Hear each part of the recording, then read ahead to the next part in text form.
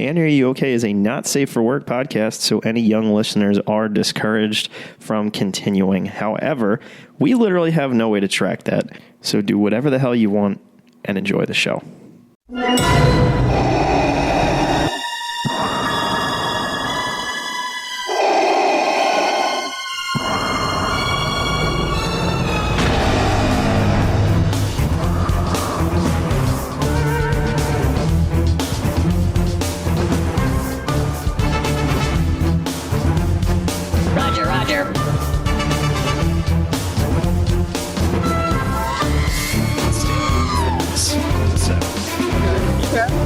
Nothing to do with skeleton crew. You do love a good ride. You know what else is I think I've got it locked down this week. Ready? Oh, you ready for this? Give it to me. Lay it on me, Daddy. Come right in. Hey. Sit right down. I'm sitting. Mikey's gonna show you the moon. I'm looking. Point out at it. That's no moon. What is it? It's a Death Star. Oh shit! And we are coming at you. Bow. We won't mutiny. That is not our thing. We're not losers. That's for Jod. Team Synergy. You piece of shit. Ooh. And I think that's it. Yeah, he's a Sleemo for sure. He is a Sleemo. And you are listening to And Are You Okay? A Star Wars podcast. A Star Wars podcast. Your not safe for work take on a galaxy you know and love. Far, far away. That's what we do here. That's right. And you're joined, or I'm joined, by my co-hostness with the most hostness. Hey. Matthew Porter, a.k.a. the Mace Wind Dude. The Rogue One. The Rogue Only. Smack Talker Skywalker. He's checked in. He's always checked in. Your main from the Great Hoodie Gang. C3P bro. Broby1 Kenobi. You know. We here. We are the Qui-Gon Mitchell and the Stormtrooper Dejeen of the Star Wars scene. You pick who's who. Don't make it weird. Don't make it weird. Don't. We told you. We've been telling you. You don't have to make it. You don't have to make it all weird and stuff. Well, anyways, Matt, life be lifing, and we had our Cospalooza last weekend, which meant we didn't have as much time to record things.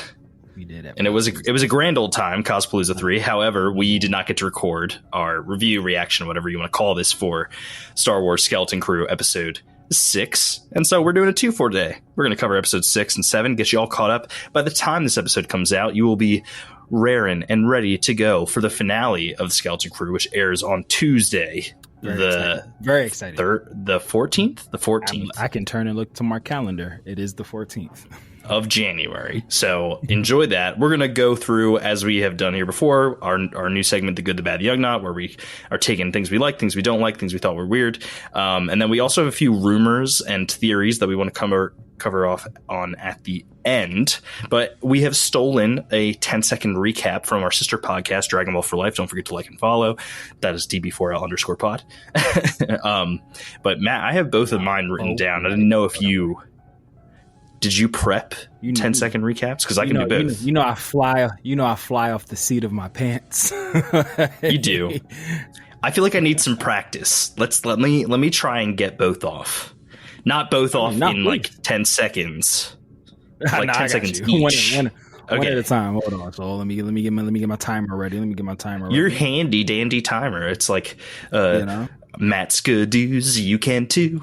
And that's what I do. Yeah, now the timer's there, right? Is it magically there? No, shit, it wasn't. That's my calculator. Oh, okay. Hold on. All right, you good. Wrong answer.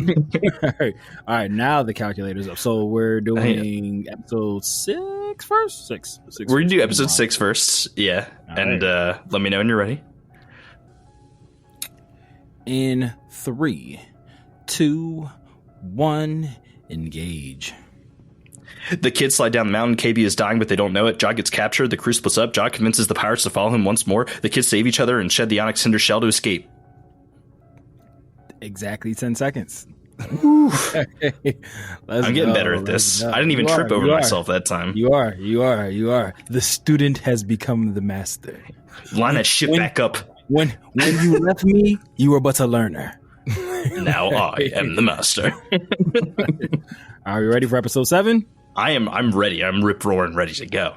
In 3, 2, 1. Engage. The parents try and get a beacon out to the kids. Jod saves his own skin by mutinying against Brutus. He takes the kids and the Onyx Center to the surface where he finds unlimited money and can threaten everyone. You had 2 whole seconds to spare, my good friend. Oof. Oof. All right.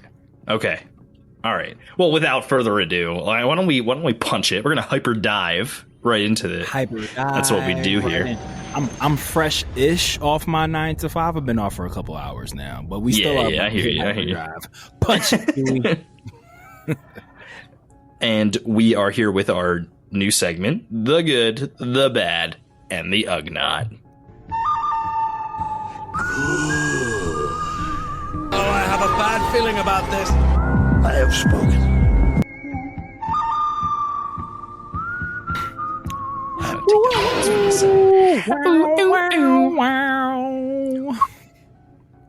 I don't even know if just pick up the whistle. I did. Yeah, that's what I was gonna say. Of course, like because I hit it like perfectly, and of course the whistle didn't get picked up. But it didn't get picked up at all. Yeah, Matt. So I guess why don't we take 2 goods, 1 for each episode, 2 bads, 1 for each episode, and 2 things or 1 thing that we noticed throughout.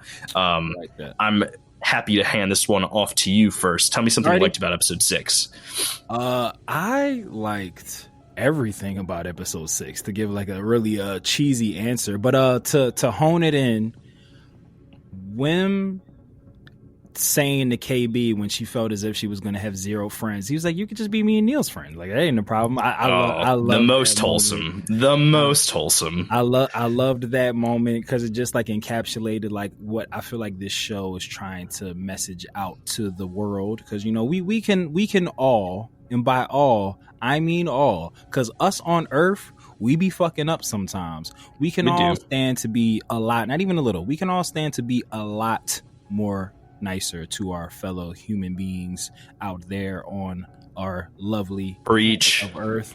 So yeah, so her feeling like, oh shit, I have my best friend who like is a ripper and a runner, and she does all these amazing things, and I'm limited based off of my childhood accident that we're probably not gonna get any backstory to. Nope. But just Wim, just not even. It was so funny because like, he kind of just totally bypassed all of her concerns. He was just like, oh, that's dumb. You're our friend. Like, so yeah. It was like, it wasn't even like done in like a supportive way to like, oh, I acknowledge your feelings. I receive them. I hold space with that. We got you, girl. It was just like, fuck you talking about? We've almost died together so many times. You are home. Yeah. Like, these shared experiences have already made us tight-knit friends. I don't know what you're talking about. I do love Wim's attitude towards that. And because that was also very much my good as well, I feel like it's just natural to expand upon this a little more. I just loved that they split off into 2 different groups here. Yeah. KB and Wim, I think there's a lot that KB had to get off her chest and wasn't confident enough to do it directly to Fern. And seeing the kindness that Wim kind of projects, which I also feel like Wim was kind of like projecting his inner Neil in a way. So you kind of saw them taking dynamics from their best friends, things that they've learned from them about how to operate, you know, towards one another. And those like qualities really shine through, you know, like I feel like Wim is like unabashedly honest at times. And Neil had to do that to tell Fern, you know, that he was struggling. Right. And like that kind of like, so you see those things happening, and Fern had to be more receptive like KB in order to, you know, realize what she was doing wrong. So I think they did a really good job of mixing up the dynamics, showing that each of these kids and characters have learned something from their companions, and that they have a lot to learn from each other in general, and that they kind of like, and then there was the whole aspect of just KB walking Wim through how to save her was so beautiful. That was really good scene. And there's like the stakes felt high, but like at the same time, you know, I mean, we know that she's not going to die, but at the same time, it's like, you know, I could feel the tension, and you know, Wim is like, as any of us are, if like one of our friends was like, essentially like, hey, I just got stung by a bee, I need you to stab me in the leg with this EpiPen because I can't do it myself. It's kind of like the real world equivalent of it. And I think we'd all be nervous as fuck, right? Because we're like, It was eerily reminiscent because Disney's gonna Disney to Pepper Potts having to save Tony Stark when she had to fix the arc reactor and digging his chest hole. But I liked it a lot. It was really good. Especially the part where he's like, it's not fitting. He's like, you just got to jam it in there. Yeah. Going deeper. It'll fit. Trust me. No, that was awesome. A great aspect of it. Do you want to move on to your good for episode 6, or do you want to hit your bad for episode 6? That wasn't 6. Was it? You mean 7? No, that was 6. We already did the good for it. I'm just saying, do you want to do both goods? Good. Yeah. Let's just do that. So we'll just go good. My good for.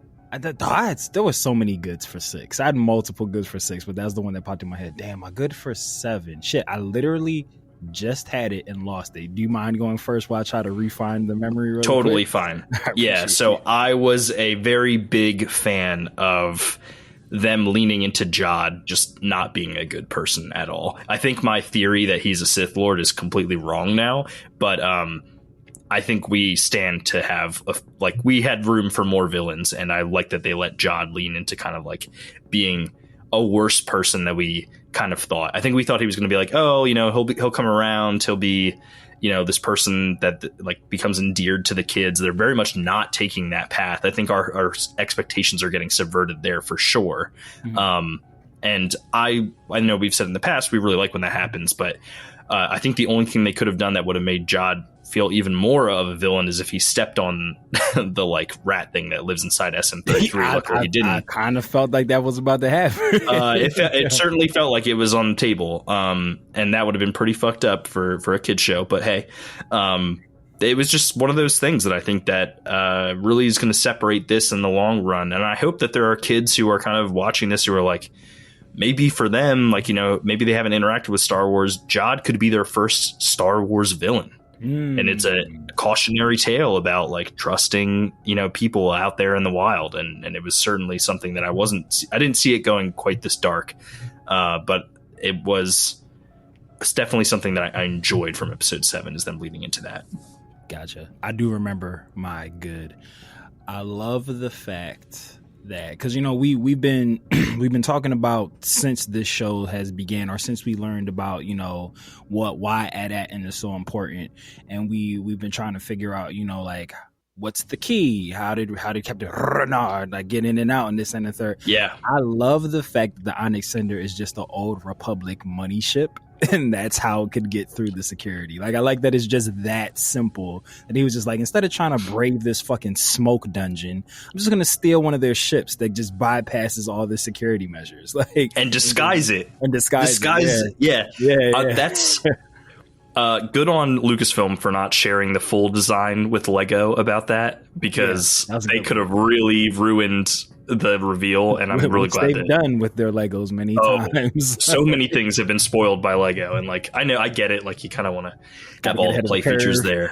But maybe in 4 years from now, if Skeleton Crew's a hit and they redo the Onyx Cinder and make it a little bit bigger, maybe they'll have the ship be able to come out of the shell. That would be a really cool feature. Yeah, that'd be fire.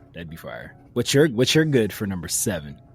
Well, you haven't. Oh shit! First, you went first. I'll give you my bad for number 7.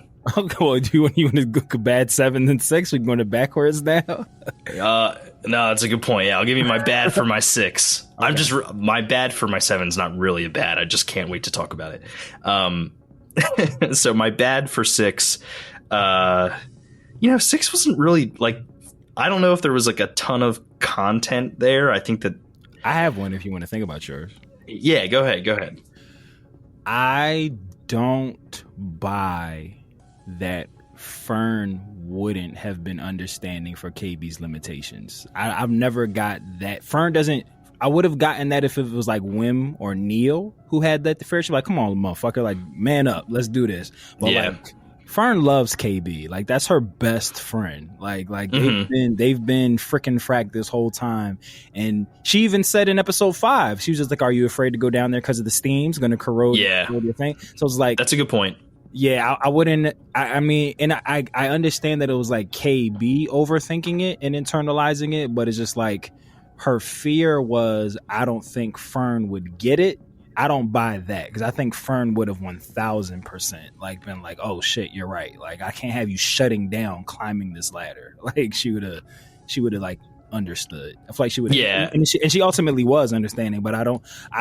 KB's fear of like, oh, like my best friend is this rogue and she's just a trailblazer. I feel like it should have been more of a I don't want to let her down type fear as opposed to like I don't think she'll get it, because I feel like she 1000% would have got it coming from KB.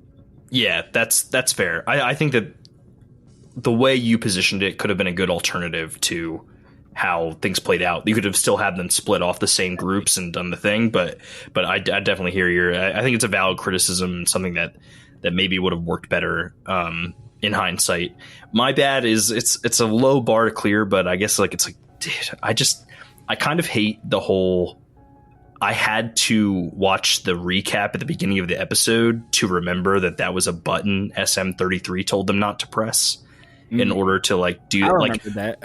I didn't, honestly, and I don't know if that's maybe that's on me as a viewer for not like remembering, but it just felt like that was maybe brushed over a little quickly, and I was only keyed into it and knew that it was going to be relevant because of the recap, right? Gotcha. Can I give you an honorable mention bad for 6 as well? Sure. I call complete bullshit that Fern and Neil managed to make it up that ladder before them tow ships towed the Onyx Cinder away, because they were literally taking off while Fern and Neil were like still halfway down. Well, I think they jumped onto the tow ship as they were swinging around. No, they never showed it. So when Fern and Neil were climbing the ladder, and they was just like, "Oh, they're taking our ship. We got to hurry up." And then the next time you see it, they're like piloting it with the joystick. So it's see, I thought that they were on top of the Onyx Cinder, or like on top of one of the. No, they were still climbing up the ladder. They were still climbing up the ladder, and then she was because they looked up and saw the ships like attaching their toes overhead, and then it was like, "Oh shit, we have to hurry up." And Fern's like, "We'll make it," and I was like, "There's no way they made that." So that was I was like, "Bullshit." Yeah, I was gonna say I'm pretty critical about stuff like that. Or I will come up with like a reason as to why, but like I don't think especially because like Neil is tied to Fern at that moment, right? Out of fear, right? So you mean she's dragging? She hauled ass up that ladder that quick, carrying Neil. Carrying Neil, got onto a ship, latched in, steered it. Like I was like, nah, I'm not rolling it. They got up there that quick, bro. You know what? Fern having Neil tied to her reminded me of every time I'm losing in beer pong and my teammate is absolutely carrying the fuck out of me. Oh damn, you're the weak link on the beer pong team, bro. Yeah, sometimes they be wearing me like a backpack. If it makes you feel any better, I am Joe Dirte at beer pong. Like, I am dirty, bro. Like, all right, maybe you can save me one of these days from poor performance issues. Say less. I got you, good buddy. I got you. All right, well, let me move on to my bad from episode 7 then. And this is also one of those things where it's like, is it a bad? But I got to tell you, man, I'm pretty pissed off that they decided to slice SM33's head off. Not a fan. Ooh, makes me really upset. That hurt good. And while it might be good for the story, I'm upset. They needed the thing to make Jod a piece of shit, and that was it. And they hit me in my feels, and I'm not happy about it. And I'm not an emotional guy, Matt. So I was like, "Fuck! They got Smee. They got Smee." That one hurt. My bad is really bad. And is it the take backsies? And I loved the take backsies. That was great. That would have been my good. That would have like an honorable mention good. I love the take backsies. This ship's only for kids. Like I love that shit. That was fire. He's like, that's good enough. That was great. So I watched it twice just to make sure that I didn't see what I thought I saw, and boy, did I see it. There was a mega editing error in episode 7. Like mega. Like someone tell me more. Job. The scene was it as bad as Gene's guy in Mandalorian? Pretty bad. Okay. It's pretty bad. The scene where the parents are trying to plant the beacon in the woods. Neil's mom can be seen in the first scene with the other group of parents. And then in the very next scene, they hear like a twig snap in the woods, and they turn and shine the light on Neil's mom. And they said, "Oh, you're here." She was standing there already. And they fucked it up, bro. No. It's bro. Oh no. And I literally had to watch it back twice because I was like, there's no way that they missed that continuity error. And they did. You can literally see when I believe it was KB's parents that were planning it or were working on it. Yeah, KB's parents were working on it, and I think Fern's mom was there too. And so Wim's dad's holding the flashlight and KB's parents are doing it, and you can see Neil's mom standing behind kind of in the background. And then the next scene cuts, you hear the twig click, you hear the typical in the woods, who's behind this twig, right.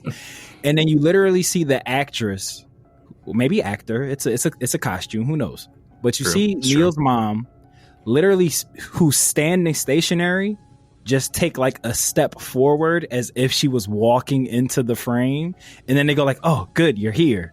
It's like, bro, I was like, "There's no." I had to watch that. In reality, it was like, "It's John Cena, bro." Like when we get off this episode, I need you to go back and look at it. I'll definitely take a look at it. I kind of high key want to pull it up. I can share the screen and like watch it. It's an audio podcast, but I believe you. I'll go check it out. I'll go check it out, bro. I was like, "There's no way." But this just reassured me that we need to be in these rooms, because it's like, how does that make it past? Yeah, how does that make quality? I as a viewer, like, there are people whose job is to watch these and look for continuity and editing errors, and somebody missed that. And it was like, and it's not even like, oh, a hoof or a tusk is in the scene. It's like, no, you see her standing there with all the other parents, and then the next scene is like, oh, you're here. It's like, she's been there. Yeah, that's pretty bad. I mean, it's like, I don't know. There's the scene in Revenge of the Sith where, like, in the middle of their lightsaber fight, they're accidentally holding the wrong lightsabers. Bro. But, like, at the same time, it's like, that's quick enough where I don't think it's as egregious, right? I think we've talked about this before. Revenge of the Sith is my favorite Star Wars movie. The Battle of the Heroes is my favorite score. The Obi-Wan Anakin fight is my favorite fight. The biggest logic lapse of judgment in Star Wars history, I feel, takes place in that fight. So the part where Anakin and Obi-Wan do the fire, we're matching each other's moves, and everybody, we're just simpatico, and then they do the joint force push, and they fly back, and Obi-Wan shoots back and hits the control board. Anakin then does this move where he skips across the table, takes a swing at Obi-Wan and misses, and then Obi-Wan, his counter is he swings down and hits the saber. He could have literally chopped both of his hands off right there, like, quite literally. And it bugs the fuck out of me every time. Like, it doesn't ruin it for me, because I'll watch Revenge of the Sith anytime. It's a guilty pleasure. It's not even guilty pleasure. It's just a pleasure thing for me. But it's like, that part bothers me so much, because it's like, he literally misses the strike, and then Obi-Wan comes down and like hits the saber. Like, it's like, miss, saber. And it's not even like you're cutting off like two hands. You're cutting off one hand and one robotic hand. But I'm saying, like, you could have ended the fight right there. Like, you literally could have sliced his hands off. And it's like, it's even worse, because like, he hits him on the hilt. Like, it's not even like he swings back like high on the saber. Like, he comes down on the hilt. Like, you could have just, his wrists gone, fight over. You don't have to burn his body to a char. Maybe you could have repaired the relationship. Headcanon, maybe he wanted him dead. Maybe he wanted him dead. But yes, Neil's mom being in the woods the whole time and them thinking that she just walked into frame that's my new number 2 for continuity issues in Star Wars.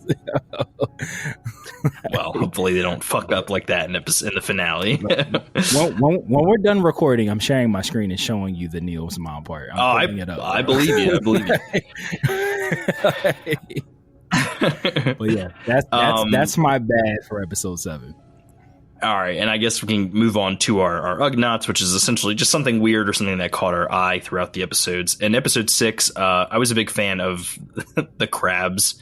Like, that was mine. Okay, so the crabs like going and using the like droid parts as like their like hermit crab shells, and then like being able to talk because of them. For me, it was just the right level of campiness where I was like, I love this. This is perfect. I knew the second I saw them, I was like, this is exactly what it's going to be. My Ugnaught. Like I was already on board. Astro droid in there. Yeah. Everything. One of them had like protocol droid leg was like the whole thing. Like I was like, this is great. Is that 3PO's leg? Like that he lost? Yeah, it was great. And then the giant crab at the end was also really campy, but in the fun way. Like I think it worked really well. That was. And it was fun. And I also liked that they were so often are the small creatures in Star Wars, and they end up being good and helpful and right. And for them to not this time was a really fun wrinkle in like kind of canon. So I was a big fan of that. I liked so it was like on my rewatch of it, but I really enjoy the fact that the only reason why those little junk crabs were like saying home is because they heard Neil say home first, and they were just basically repeating back to him. He's like, "Oh shit, get us home." So I was just like, "No," it's like because you said it. So I was like, they were leading you to your death like the whole time. They were about like 6 days off from 2024 being the Star Wars year of the crab. Oh wait, no, I'm sorry. I was going to compare it to because the Bad Batch season 2 has that opening with the crabs, which I also love. But that would have been the year before. So my bad. There we go. But more crabs in Star Wars. That's what I'm. Our head canon. Our head canon. Yeah. All right. So that was yours and mine for episode 6. My weird for 7 was. Definitely, it has. Okay, so At-Atten continues to be this mystery, but it's like I just find it really hard to believe that like they have a park on top of one of the vaults. Where the shit opened up at. Yeah. So I was like down the hill, like, oh yeah. The dog's like barking. I'm like, yo. First off, fucking terrible government planning. Like, who approved this? But like, also, it's just. Could you imagine like? Oh, someone comes to the planet and like you just realize that like, oh, you're sitting on a gold mine. Like you take your dog to fucking take a dump every day is actually above like this massive tunnel secret tunnel that like has a bunch of credits in there. It's like that was like this is weird and crazy. It caught my attention for sure. No, it's funny. Mine is very related to that. It could be a bad knock.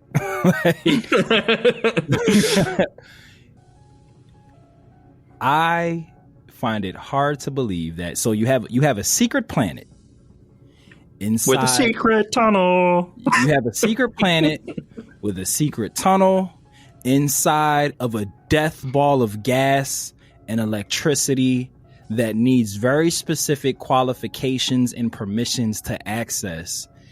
How the fuck did them robots not ask Jod for any verification that he was a liaison from the Republic to get these credits? Yeah. Like, landing on this ship should not have been enough for them to be like, oh, yay, look, an emissary from the Republic. Come get this money. Like, they didn't like, yo, ID, what's your name? You know what, though? What's your station? Can I get a verification number? I do hear you, but I think that like the only way through the like maelstrom is to be approved. Be the shit. Right. So maybe that's why. But I still like you would think there's more security measures. Yeah, more security. That's exactly. Like, the maelstrom is TSA, right? This is when you're going through customs. Exactly. Because I'm just like, you're especially like those robots, those security droids, like especially the ones who are like down inside the mint. Like, your job is to protect this money, make sure that these deliveries go off without a hitch. So you have this dude in a fucking trench coat with some kids that he's just like, oh yeah, I found some kids. They live here. Just give them to their parents. Like his whole like, oh, I'm here to collect. Even his story seemed shady as fuck. Like it didn't seem like when he like his response to the robots, it felt like it seemed making it up on the fly ish. And at no point in time, but here are these robots who, for the people that actually live there, who they see every day, who they're familiar with, they're patrolled out the fucking wazoo. They can't even go into the woods. You go into the woods, you get zapped. Like, but here's this stranger in a trench coat with 4 random ass kids that he doesn't really have a great explanation as to why they're on this ship. And they're just like, Republic emissary, come get unlimited funds. And he's just like, yeah, let me call my other ship. And they're like, no. He's like, I feel like I should call my other ship. They're like, no, I'm about to call my other ship. And they're like, no. And like, no one asks at any point in time, like, hey, can you produce some identification so I can make sure you are who you are? Well, maybe they're stalling for the advisor, right? Which I think I don't want to listen. I don't want to get into your theory. So if I start doing it, okay. Yeah, because my theory I think I had it wrong and I might have it right now. Because I think we had talked before about the potential of Fern's grandfather, who we think is the advisor, right? I think Fern's grandfather might be someone of note, but I've shifted my focus to a different person. Is your theory that Rannod is the advisor? Kinda. We'll get there. Okay. Do we want to get into it now, or do we have other things? I kind of do, but I only because I don't want to like mess up your point. I think the whole thing with that is, if Rannod is the advisor and he came to the planet after the fall of the Republic, then he would know that the chances of a Republic emissary coming to the planet are like virtually zero. Because at that point, he would know that the Empire exists. Right. So I'm thinking if Captain Rannod is the advisor and he's coming, he didn't need any sort of verification from Jod that he's a Republic emissary. He knows that person made it through the Maelstrom and that he needs to take care of business by killing him. Right. So I could see a very quick exit for Jod, which would be uncharacteristic for Star Wars to build Jod up to be like kind of like this bad guy, to just off him very quickly, I think. But I do think it's certainly possible. Yeah. Big facts. So now that I'm through that talking point, feel free to share. We've ended the segment. Go into your theory, and we'll carry on from there. Here we go. So, because when the Onyx Sender crashed on Ad-Atten, or was stolen from Ad-Atten, because it might have been there the whole time, who knows? That time, because that timeline is still a bit muffed, I still haven't landed on whether I think Rannod is like the grandparent and or the great grandparent. I'm still teetering back and forth as to whether I think he's directly on the planet or if he just like passed, like his bloodline is in control of Ad-Atten. So here's my theory. This whole time I've been targeting Fern's grandfather as possibly, if not being Rannod, then a descendant of Rannod, and him being the supervisor for Ad-Atten. I'm moving off of that. I am now thinking that the reason that they obscured Rannod's face, I think Rannod might be the grandparent and or a great parent of Neo.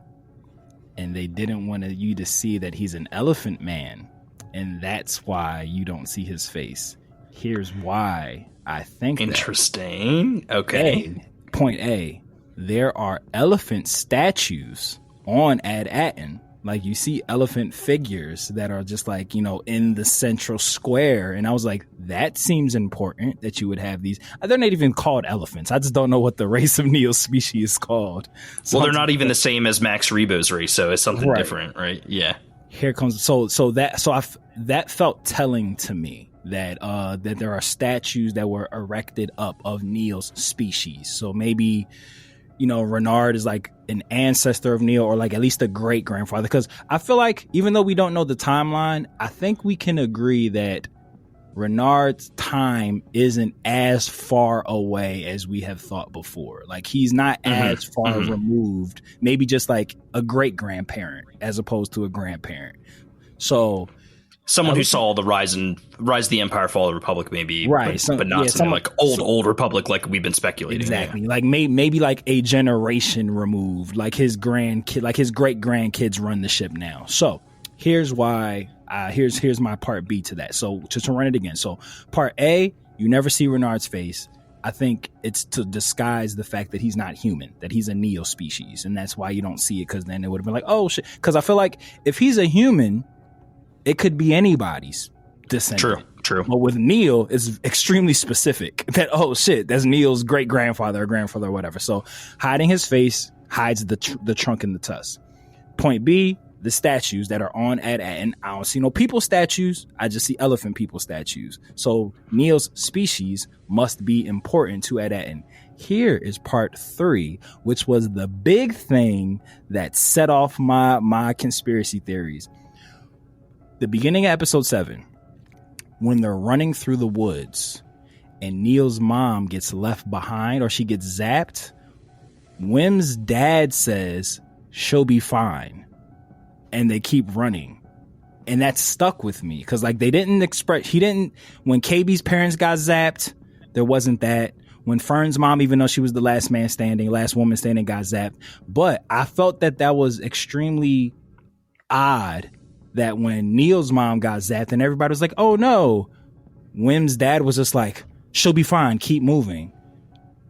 Why would she be fine unless she's related to the people that run the shit? Like, the robots aren't going to harm her.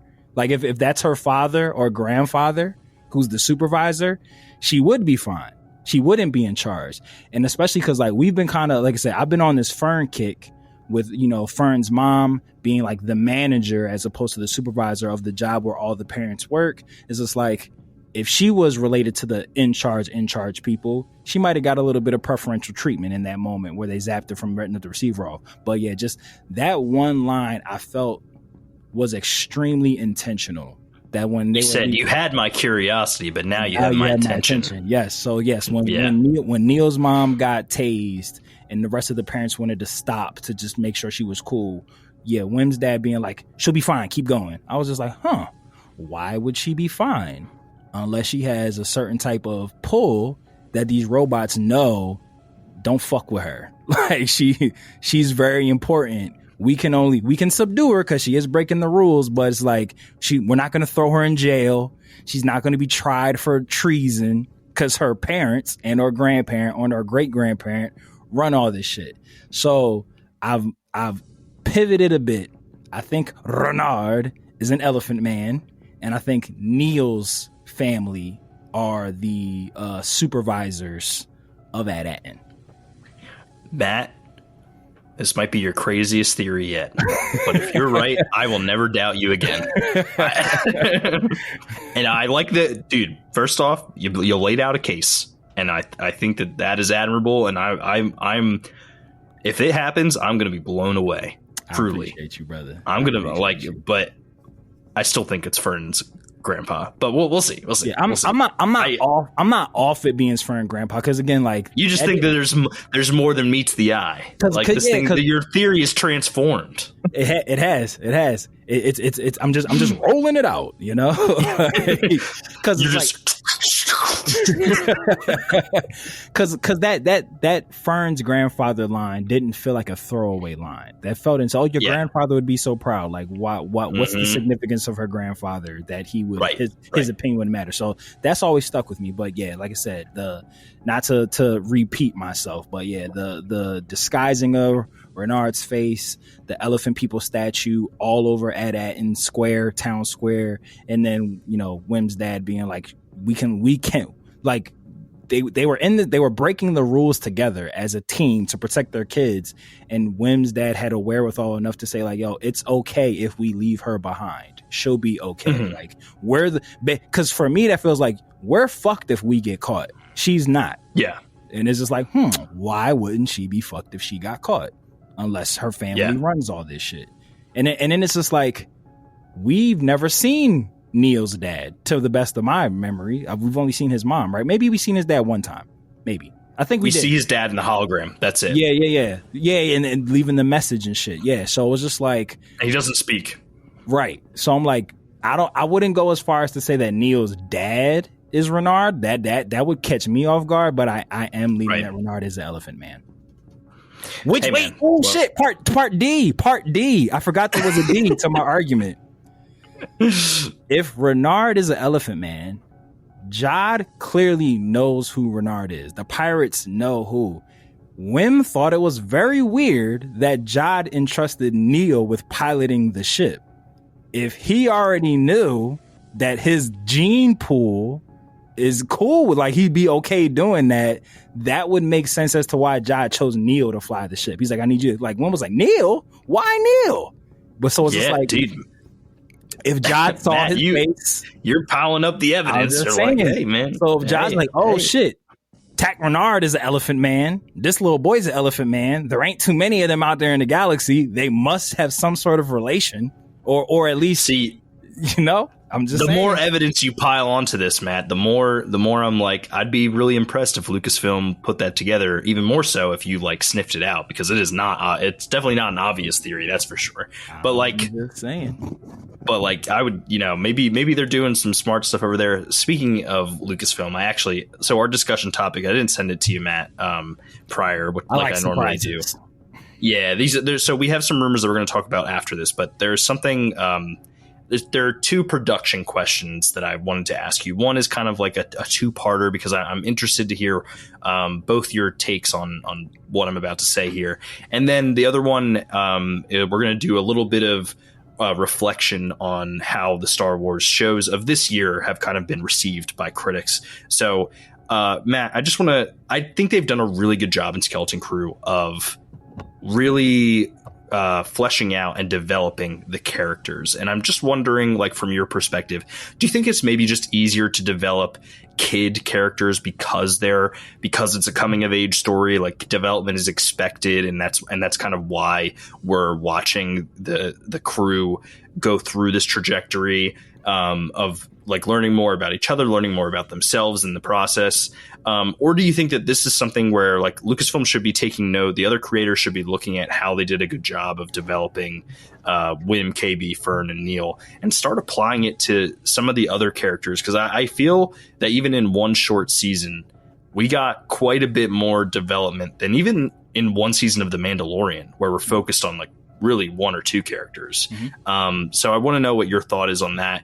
And then after we finish that, I do really want to talk about, it just kind of seems like Skeleton Crew is receiving rave reviews, and it's people are loving it, and it is a good show. But I gotta be honest, I don't really feel like, from like a show quality standpoint, it's any lesser than The Acolyte. And I'm just like wondering, like, where were the critics when The Acolyte came out? Because from like a storytelling standpoint, it's like, are we just treating this with kid gloves because the main cast is children? Or was I missing something? And like the Acolyte just truly wasn't, from a story standpoint, as good as Skeleton Crew. Because personally, when I'm looking back on both, now that we're close to the end of Skeleton Crew, and I know that we have a finale to land here on Skeleton Crew, I just don't really think that at the end of the day I could look at both of them and be like, yeah, one of these deserved to be canceled and the other one is probably going to get a second season without warranting it.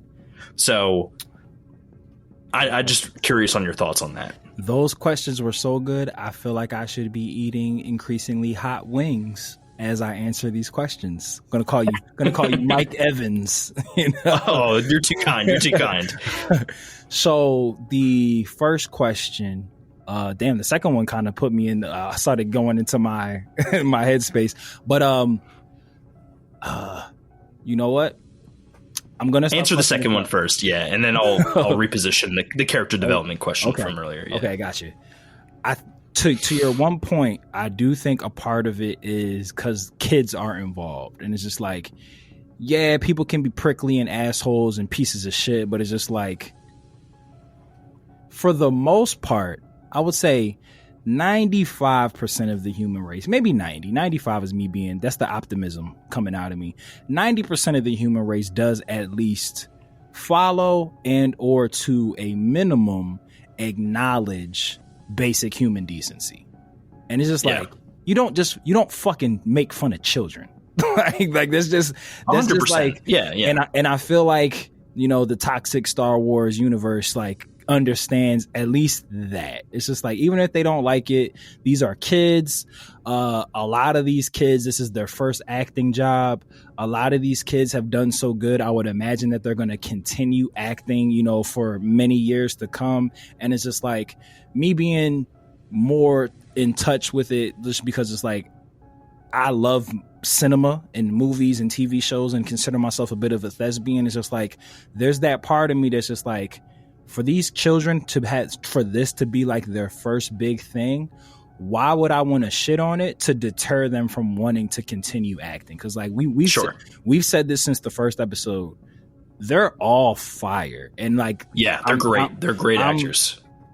I'm starting to gain more appreciation for each of them as each episode goes by, especially the little actress that plays KB. Episode 6, oh my God, she killed that shit.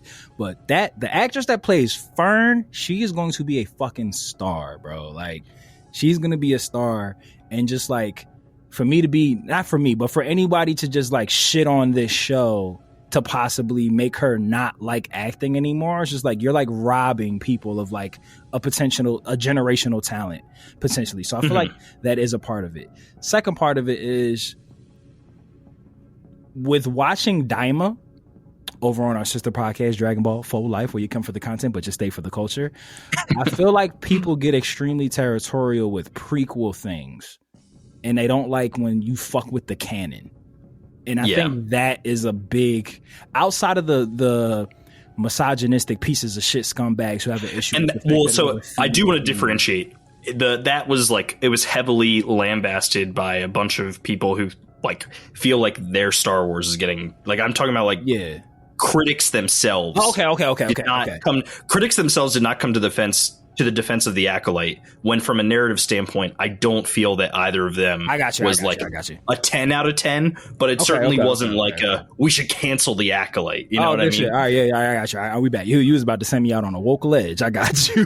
No. Fuck the woke ledge. Like they are all pieces of shit. We've acknowledged that several times on this podcast. Like we don't have to rehash that. Okay. All right, bet. So from a critiquing standpoint, like for people who are like reviewing these shows, I do still think the fact that the Acolyte was a prequel show does lend to like them not being so quick to defend it, because like with whether you want to call it a plot hole or we didn't, I mean, everyone, I won't say we because we did, but the Star Wars community didn't let the Acolyte cook. They didn't give them a second season to flush out their ideas, so we'll never know what happens.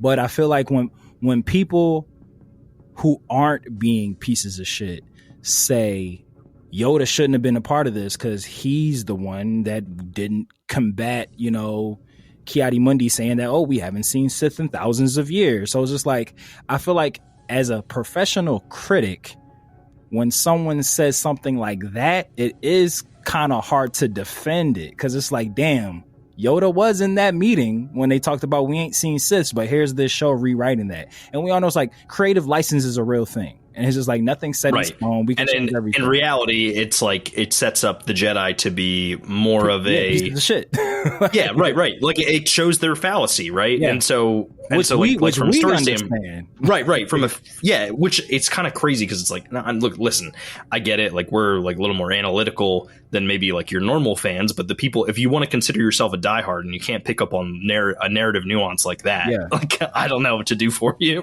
And I feel like I can speak for the both of us when I say it's like I enjoy the Jedi infinitely more knowing that they're extremely flawed. Like it makes absolutely me, like when they're just like the clear cookie cutter baby face, to use a wrestling term, I don't like them because it's like I don't like who relates to that shit, like who relates to that holier than thou, you know, because it's like when you look at the Jedi in that like spectrum of like they're perfect, like they can come off like extremely douchey and condescending. Like, for sure. Like, I mean, look at Mace Windu. Like they do a perfect job in Tales of the Jedi and the Clone Wars of like showing the different sides to his character that really show how being too much like a Jedi can come off very cold and demeaning. I would say is actually like the right word. But yeah, and I don't know, man. It's just there's just something about it where I'm just like, I get how like studios react to things, and it feels to me like the studio is going to see what Skeleton Crew did, and they're going to be like, man, we got to get this a season 2, when I don't think there's a season 2 worth of content. I wouldn't necessarily, unless I wouldn't even want it. I would love these characters to show back up in like The Mandalorian or another show. But that's fine. Yeah, it's that needs a second season. Right, and how are you going to send them off on another adventure? Like, it's not going to have the same juice. Yeah, right? Why would they come home to leave home again? Right, exactly. There's not, that's why you don't have Goonies 2 or fucking... Unless they somehow hit us with like the craziest 52 fake out of season finale of all time, and Jod somehow redeems himself, and like Neo's dad lets him go on like a summer intern pirating ship with Jod. And they like go off to get this, or Fern's mom lets her go off for the summer with Jod to go pirate and do fun shit, and that's where that goes. But yeah, I don't. This show feels perfect as a standalone season. But to just kind of round in my answer just for the second question, I feel like with critics, they can hide behind like the valid criticism from the Acolyte and like take out like the toxicness of it. But like I said, like with the changes that were made, which would affect like canon, with the introduction of like Darth Plagueis, which some people didn't enjoy how that, I loved it. But me too. I feel like they can be like, oh damn, you know what? Even though it was like rooted in misogyny and toxicity, it's just like that complaint does make sense, and I wouldn't be doing my job if I didn't highlight like, hey, this doesn't make sense in the canon. like they can like lean on like the valid criticism that's hidden beneath the nastiness. And I feel like that's... They just wanted to get fueled by hate clicks. That's right. But the first question, which I like that one too as well, just with the character development. I think it's easier to develop kid characters because their stories haven't been written yet. It's like... Fair enough. I was wondering, I was like, maybe that's the low-hanging fruit answer. Because look at it like this. We'll just use Jod as an example. With developing an adult character, you first have to help us understand who they already were to make the change make sense. Like if we don't understand shit about this person's core, their moral code, like their compass, like what their guiding light is, if we don't understand that, then like when they make that shift to either become good or bad or indifferent, it doesn't mean anything to us. So like, especially unfortunately with these Disney shows, we get 20-minute episodes with 10 minutes of end credits, like for whatever reason. I fucking hate that they still do that. Like they've continued to do it through all their shows, and it makes no sense to me. Like I don't shout outs to other countries, and inclusion is key, but I don't need to see the end credits in English, German, like Yugoslavian. Like I don't need to see 3 different forms of end credits that take 7 minutes when there's only a 23-minute runtime. Like I don't need that, bro. Like set your VPN to whatever country the person's hitting play in, and just have the credits match that shit. Like I don't need you to give me mad shit. But yeah, like with a grown ass character who's in like their 30s or their 40s, like we would need more episode time or a higher episode count to unpack all the shit that they had learned up until this point to make that shift make sense. With kids, they're being molded in real time as we see it. So it's like, it's easier to land the plane when you only got 8 episodes to do it. Yeah, no, that makes a lot of sense. And I definitely was like, I don't know. I feel like there's a lot of discourse around, people not... I don't think we're getting as much character development from some of the Mando timeline characters as we were before. Obviously, in Ahsoka, like we were revisiting a bunch of established characters and learning some new things about them in from the time gap, and I think that kind of allowed itself to show development in a sense. But it's still a lot of a mystery, right? So I was just curious to see, like, it's refreshing to see so many characters develop across the course of only 8 episodes, but yeah. I do think that their age has definitely something to do with it, and we'll continue to hopefully see them throughout the timeline. I don't want to, like, I'm not shitting on the show by saying I don't want a second season. I just don't think that it needs one. This doesn't seem like a show that needs 2 seasons, because like what would it be about? They've solved the mystery of Adad and its 9 sister planets. Like, just let its 1 season be great. Like, and if my theory's correct and that it just falls in with the rest of the timeline, then it's a fun watch in the middle of your Mandoverse rewatch. You know what I mean? Like, I do have a question for you. What you had mentioned at the beginning of the episode that you don't think that Jod is a Sith Lord. Did his poor handling of a lightsaber make you... Everything to do with it. Yeah. And I cannot deny that Rey the Ruiner was very quick to call that out, and I couldn't unsee it afterwards. Too. I was just like, ew, what form is this, bro? Yeah, he's like swashbuckling, like throwing it around, and it's like, nah, you don't know how to use that shit, man. And like, I've been on that drunken master type kick where it's like, oh, it looks terrible, but like, you know, then he has precise strikes and he ends up being like this martial arts master. Jod is just not that character. Like, there's nothing that they've done to set him up to be that. And while he obviously leans, like, he's not morally gray, he is definitely leaning like dark side in terms of like character alignment. When he shot Wolfie in the head, I was like, oh shit, is yeah. Yeah. Oh, no, I was a big fan of what they did with him. I just am saying, like, I'm with you. Yeah. I'm with you. Would you accept him having been like just a super green youngling when Order 66 happened?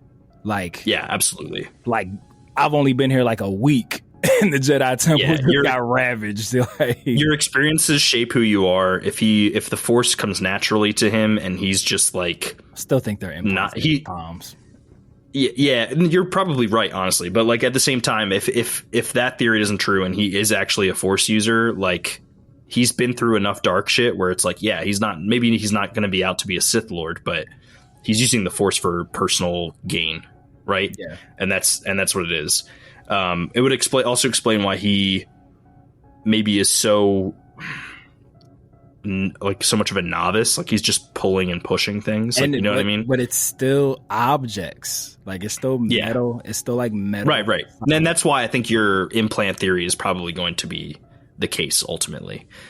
Just because he has a lightsaber and shows like he's using the Force doesn't mean that he is Force sensitive. I'm just not closing off the possibility in my mind right now. I will say one thing, and it's like, I won't even consider it a gripe because they only had 8 episodes, but I do feel like the tonal shift in Jod from like 6 to 7 did feel a tad bit unearned.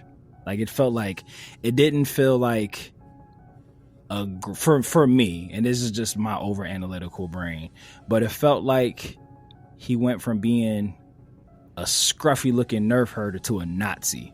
like what? That is like a fair criticism, but I'm going to tell you why it worked for me.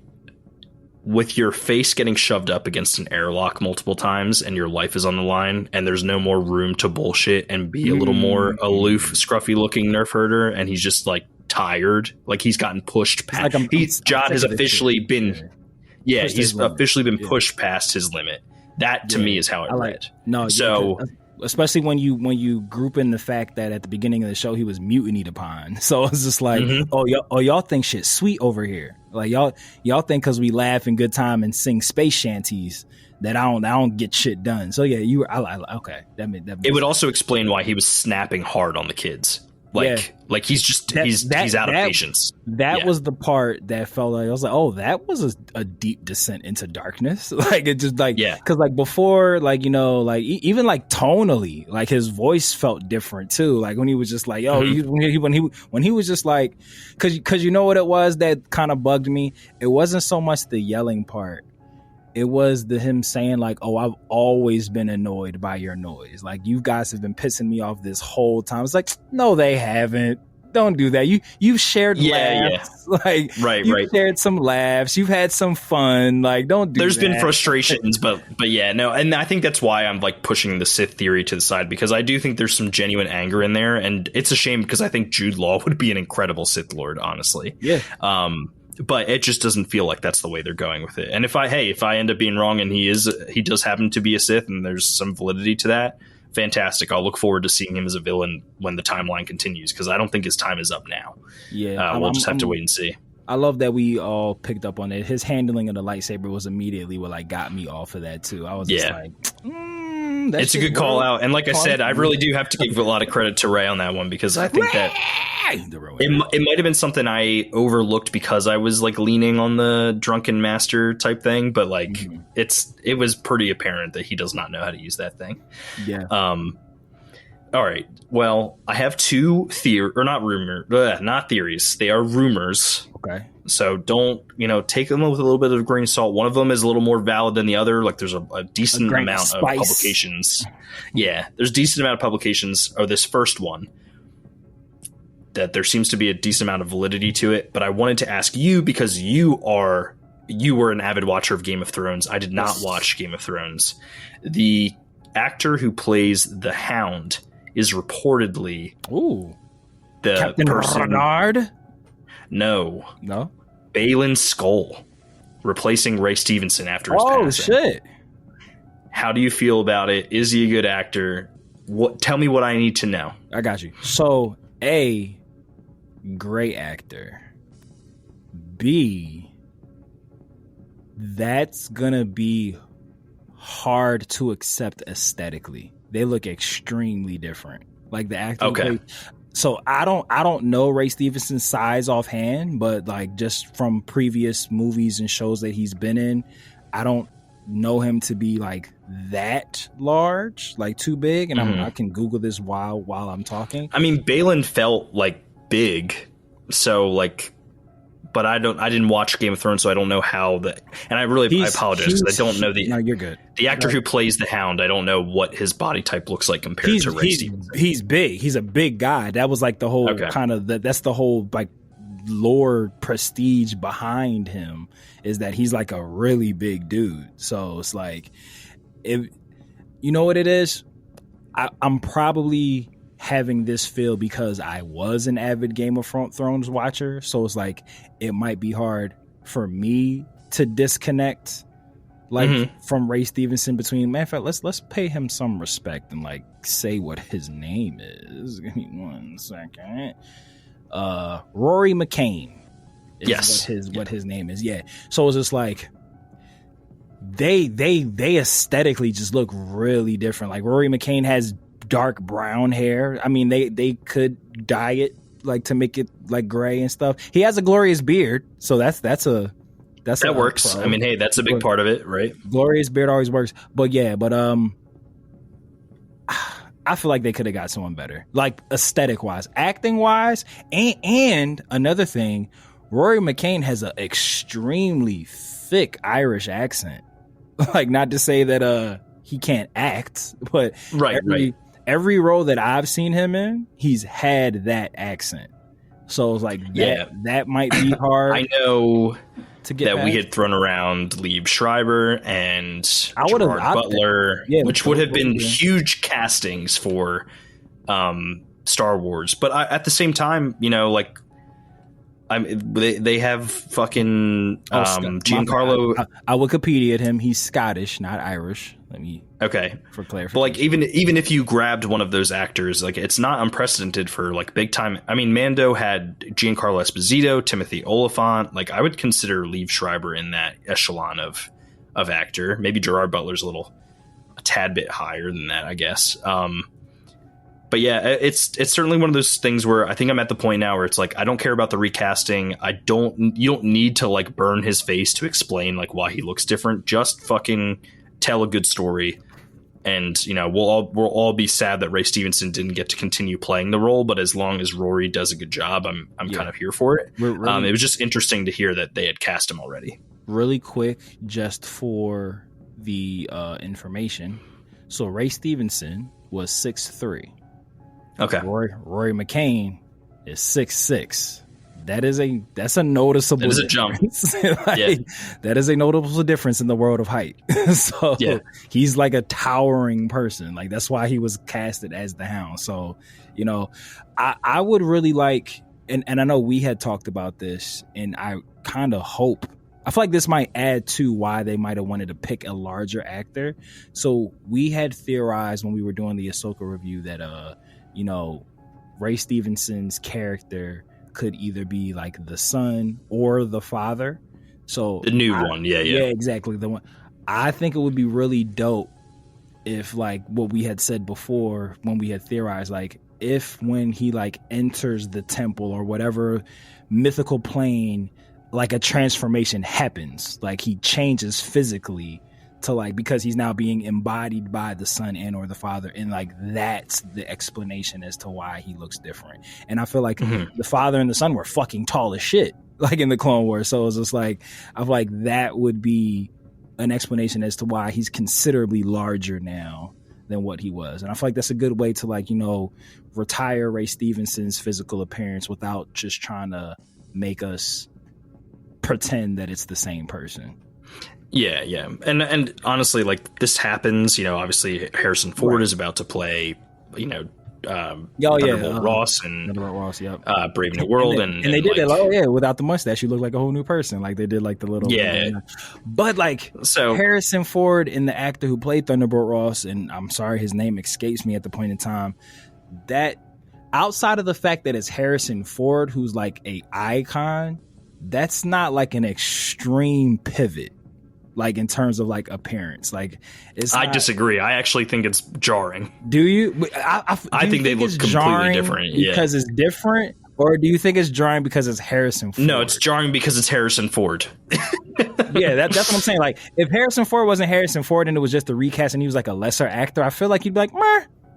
All right. I'd have to look at them side by side again, but either way, so I'm like, that's for clarification. I also don't think that they look alike, but I think I feel like the gravitas of Harrison Ford is what makes it noticeable. Like, it's like, that's what makes it so like hard to do, like, 1 degree of separation between the characters, because it's like a gigantic actor whose face we see everywhere all the time. Whereas, like with Ray Stevenson and Rory McCain, like, they're both were and are big actors who have done big things, but like maybe they're kind of like on an even keel playing field in terms of like star power, but like they just look drastically different, and like they're physically, I feel like that's the thing that is gonna throw me. It's not so much them physically obviously being two different people so they don't look alike. It's the stature of it all that's gonna throw it off, because like Rory's a big dude. So it's like, oh shit, you went from, because I'm 6'2", so I'm an inch shorter than what Ray Stevenson was. But it's like Rory McCain being 6'6", I would look up at that man. If I was standing in his presence. So it's just there's not too many people that you're looking up at. Let's be real. Exactly. So it's just like, I feel like that the Thunderbolt Ross thing, because it's Harrison Ford that took the spot, that's what makes it so like, it's gonna take me some time to get used to that. If he even makes it past this movie. We'll see. I think I did think it was a bold move to cast someone older than the guy who played him before. Or even just bringing in like a mega star like that for a role that wasn't like a very prominent role in the MCU. It wasn't until now. I'm about to say now. Yeah. I would say it's pretty sizable now. We'll see how that goes. I'm actually. That's right. That's oddly enough, that's like one of the bigger projects that I'm actually more excited about. Everyone's like, oh no, I'm pumped for it, to be honest. I think I'm one of the only people who actually liked Falcon and Winter Soldier, though. So I love Falcon and Winter Soldier. I fucked with that show hard. Everyone else was like, the ending could have been a little better, but I get why they did it, because I know like the original version of that show had a lot to do with like a deadly virus, and it was like it was a bioweapon, so COVID. So they was like, rewriting the whole show.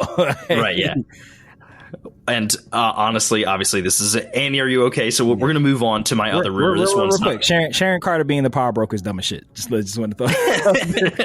Just want to slide that one in there. This one we're not going to talk about nearly as much. This one is much more heavily rumor, not nearly as confirmed as that other casting news. But apparently, there is some rumblings that a certain Cameron Monaghan may have been on the set of Andor, and Cal Kestis may be cameoing, which to me would be a fantastic wrinkle into the story. However, if you're going to put him in, I think it's either got to be just a cameo or it's got to be before the events of the final Jedi game, because I don't think that story should affect that's a good point. Cal Kestis' story and that game and how they're functioning. So I'm leaning on that one. I'm like, there is a 1% chance of validity to that. I just highly doubt that they would do something. But boy, I tell you, if he's in it, even for a few seconds, I will be stupid hype. You're the king of Star Wars timeline, so I bend the knee to you with this Game of Thrones reference, because Rory McCann's in Star Wars now. Wouldn't they have to like age him up physically looking wise to make that work? I think you can get away with it because they make Cameron Monaghan look younger in the game, right? Already, right. So. Okay. Yeah, he'd be fine. Because he was a teenager when Order 66 happened, and Luke wasn't even an existing human being. Like, he was still in the belly at that point in time. Right. So with I think you're looking at, if he's 12 years old and 19 years later, you're looking at what? He'd be close to his 40s? And he'd still be in his late 30s. Can't be. Well, let me look that up. Let me see how old he is. Because he looks good. It actually, from a timeline standpoint, I think it lines up just right. You know what it is? I'm probably... Because you know what, dude? 19 years would be taking it from the Order 66 moment and going all the way to A New Hope. And we're not there yet, right? Andor takes place... Andor Season 2 starts 4 years before BBY. Okay. He's 31. He was born in 93. Yeah. So yeah, he'll be fine. The age will be fine. All right, cool. You just let him have the beard and he'll be good. He'll be good. Yeah. You know what it is? Because he has like, obviously, because, I watch Shameless and Gotham and everything, because he has like a very baby face. He does have a very young face, yeah. So I would see him on screen and immediately correlate it to the game that I know happened years before he should be showing up right now. Right, so, right, yeah. But I do, timeline-wise, does it fit with this happening before Fallen Jedi? No, so it would be after Survivor. Okay. That's why I'm saying, like, it would have to be... I would hope that this would just be a cameo, maybe a reference. Picking up some other Jedi. Yeah, something like that. Like, if for whatever reason one of the 3-episode arcs happens to deal with the path, and that's how he's included, that would be then good. Fine. But in my opinion, it would be really shitty to have him... if they were to for some reason kill him off, which I doubt they would do, in Andor prior to Jedi 3 coming out. So I'm thinking that Jedi 3 has to take place after his appearance, which also makes it very tricky, right? Because it's like Rebels is happening at this portion of the timeline. There's certainly some overlap. Like, I know that we made jokes about it, like in Andor season 1 when fucking Andor's going through the ringer, like in the jail cell, like Zeb and Ezra are stealing fruit. like there's the vast, continuity of Star Wars. There's room for both those things, but yeah, it would definitely be kind of like threading the needle. Right. Yeah. No, for sure. And I do sincerely doubt it will happen, but it would be pretty hype if it did. Do you have any concern? Because I know me and you are both massive fans of both video games, which names I always combined for some reason. Yeah, Fallen Order's first, Survivor second. Yeah, I literally fuse them like Fallen Jedi. I always fuse them together. Do you have any fear that Lucasfilm / Disney would like creatively write themselves into a corner that would make them have to like retcon the game from the canon? Now, I think if they like by accident, like not on purpose, but accidentally. I think the story group would stop them from doing it. I mean, I think that too, but then Neil's mom shows up in a scene that she was already in. Yeah, but that's probably a filming error, not a story group error. But just like what you're saying about like how Cal's cameo would fit into not throw the games off or like fuck up how the third game would work. That is just a thought that popped into my head, that they would like creatively accidentally back themselves into a corner that would make them have you would think that the studio, like the game studio, would be like, oh shit, our character that we built these two stories around is so big that they decided to put him in Andor. They would probably treat it as such an important part of Cal's story that they would not let it affect the narrative that they're building for the third game. Gotcha. And they have to do that type of planning like far in advance. And Lucasfilm is just not the type of company that would be like, hey, we have this huge character from this very popular video game franchise. Let's just take him and put it in without telling Respawn what we're doing. Yeah, I just don't see a world where that happens. Yeah, and I don't think Cameron Monaghan would allow he wouldn't. That to happen. He wouldn't. He's extremely protective of that character. Yeah, and rightfully so, because it's a big deal. It's a big deal. I'm about to say, great. Some people, actually a lot of people would probably say that in the Disney era of Star Wars, Cal Kestis is their favorite story. Yeah, like and not just like favorite things that's happened, like from a story standpoint, it's very compelling. Like they do such a good job of those games. Yeah. That Jedi Survivor story. Chef's oh my god. So many twists and turns. My heart broke like multiple times. It's crazy.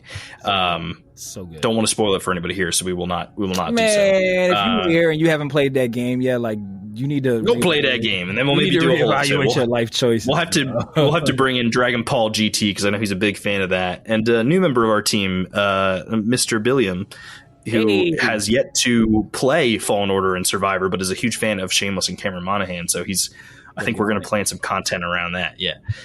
Since we're talking about our other team members, it just feels natural here to start our outro. So you can follow me, and I kind of act as a liaison for the Annie Are You Okay, contingent on Blue Sky at Mikey the Illest on Blue Sky. It's not the same as Twitter, and I'm not really on Twitter anymore, so you can't really follow us there. You can also follow us on Instagram at the letters ANI Are You Okay Pod.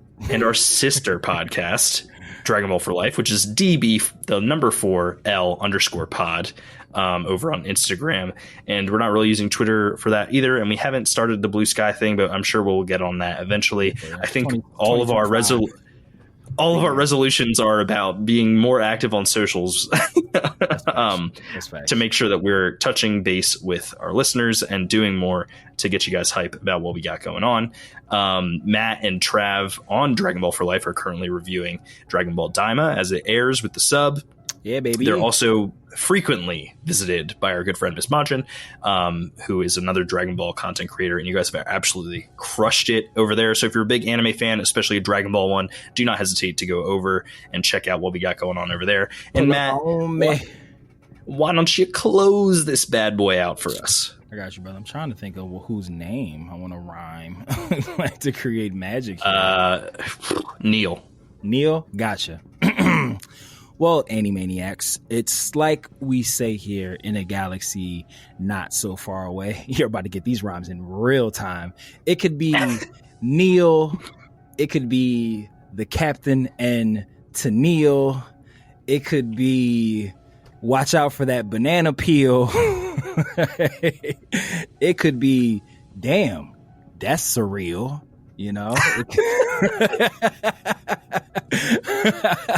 It could be the death of SM33 got Mikey all in his feels. True. It could be Ray. Life can be a beach, but as long as there is no sand, you guessed it, Annie gonna be okay. Be okay. May the force be with you, Matt. And with you, later, nerds. You know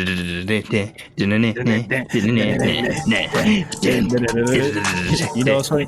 I thought you were going to say deuces. And we out.